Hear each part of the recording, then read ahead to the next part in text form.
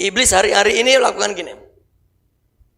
Melakukan sesuatu yang mencoba menggeser, merebut, menghancurkan, memperburuk jati diri setiap kita sebagai anak-anak Allah. Supaya kenapa? Supaya kita tidak hidup sebagai anak-anak Allah. Karena tahu kenapa? Alasannya begini. Di surga itu ada, ini kalau kita umpamakan ya, ada 3 departemen. Yang pertama, departemen pertama adalah departemen pemberi pesan Tuhan. Ditempati oleh malaikat Gabriel. Yang kedua adalah departemen pertahanan. Ditempati oleh malaikat Mikael. Yang ketiga adalah departemen pujian dan penyembahan. Ditempati oleh setan gitu aja. Setan. Malaikat setan, malaikat yang jatuh yaitu setan. Oke. Waktu setan itu jatuh dari surga, sekarang ada nggak posisi yang menepati departemen pujian penyembahan? Nggak ada ya? Berarti kosong kan? Oleh karena itu Tuhan ciptakan manusia menurut gambar dan rupa Allah. Supaya manusia punya hati mengenal Bapa. Karena diciptakan menurut hidupnya, gambarnya, rupa Allah. Alkitab mencatat di kitab Mazmur pasal yang ke-8 ayat 5 dan 6 itu dikatakan gini, siapa manusia sehingga manusia diciptakan hampir sama seperti Allah. Hampir sama seperti Allah. Supaya manusia boleh mengenal hatinya. Oke, udah tangkap ya?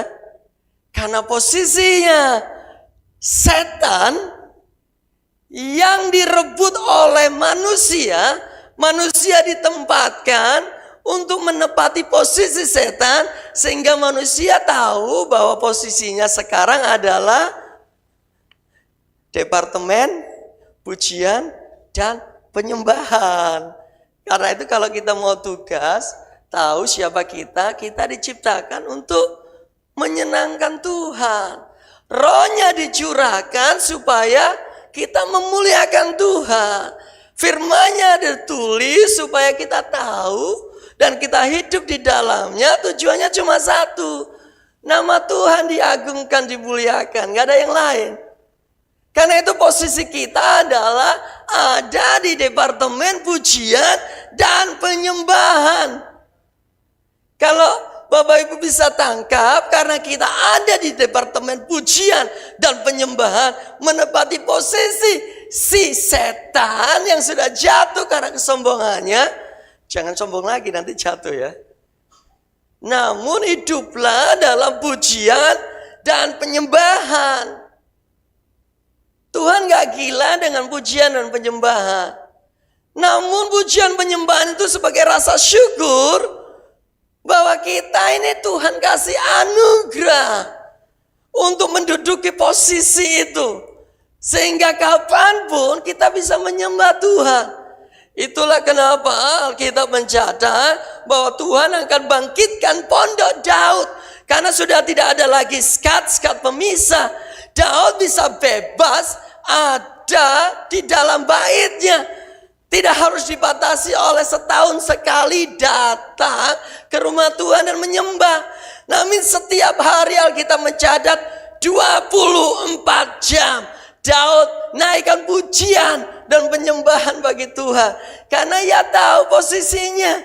Ia sekarang adalah di departemen pujian dan penyembahan.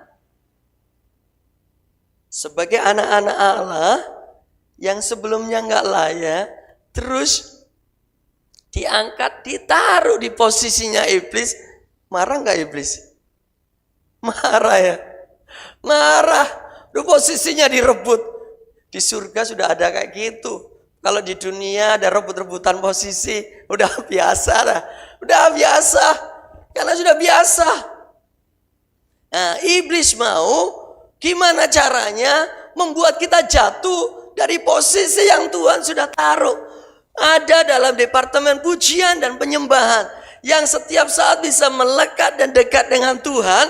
Gimana caranya iblis membuat kita Tidak menyadari siapa kita, sehingga kita nggak lagi hidup sebagai anak-anak Allah yang diciptakan menurut gambar dan rupa Allah.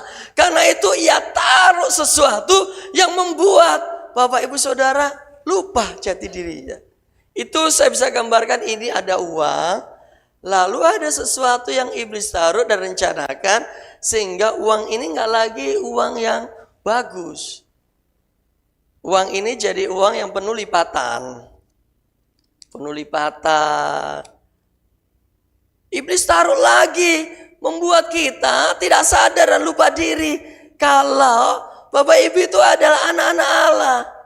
Oleh karena itu iblis berusaha sedemikian rupa, kalau ini masih dianggap sebagai uang, kalau Bapak Ibu Saudara masih menganggap Bapak Ibu sebagai seorang anak Allah, iblis kacaukan dengan banyak cara. Ia lipat-lipat, ia injak-injak. Kadang-kadang ada luka-luka dikit, gak apa-apa ya. Uangnya dirobek-robek.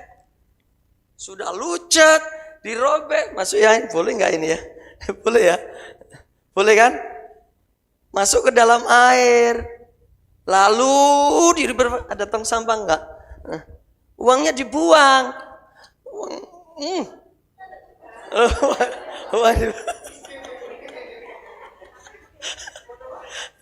Uangnya dibuang. Jangan diambil. Uangnya dibuang. Waktu Bapak Ibu lihat kita sudah rasanya jauh dari Tuhan. Masih sadar nggak kalau Bapak Ibu seperti anak Allah? Ya, sadar ya? Puji Tuhan. Saya masih sadar kalau itu uang saya. Iya, kira-kira kalau ada uang lecet itu, ada nggak uang lecet lagi? Yang lebih lecet dari itu ada nggak ya? Jangan deh. Oke. Kira-kira Bapak Ibu lihat ada uang udah lecet, kusut, terus apa lagi? Diambil enggak? Kenapa diambil? Ya, berharga ya? Oke. Itulah kenapa waktu iblis jatuh, Tuhan enggak lakukan apa-apa. Dibiarin jatuh, biarin.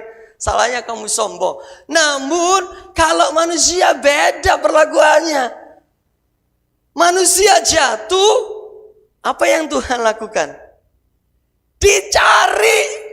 Benar ya?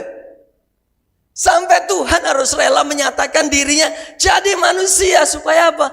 Supaya kita, karena Tuhan lihat kita ini berharga.